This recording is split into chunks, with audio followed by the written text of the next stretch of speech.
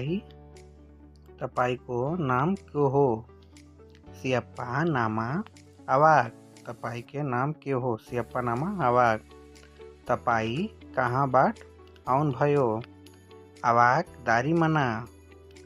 अवाक दारी मना। तपाई कता जाहुँ हुन्छु? अवाक पेर्गी मना। अवाक पेर्गी मना। तपाई के गर्नुहुन्छु? अवाक बुवाट अप्पा। अवाक बुवाट अप्पा। तपाई काम गर्नुछु? अवाक पेर्जा। तपलाई कस्तो छ? अप्पा खबर। तपाई ठीक हुन्छु? अवाक ओके।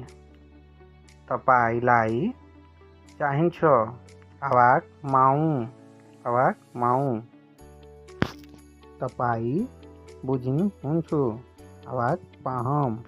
अवाक पाहम। तपाई पर्खनुहुन्छु? अवाक टुङ्गु।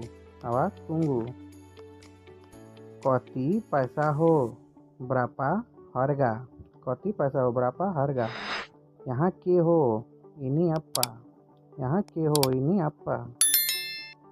तपाई आउनुहुन्छु? अवाक दाताङ। अवाक दाताङ। त्यों के हो? इतु अप्पा। त्यों के हो? इतु अप्पा। तपाई बस्नुहुन्छु? अवाक डुडुक। तपाई खानुहुन्छु? अवाक मकान। अवाक मकान। तपाई पिउनुहुन्छु?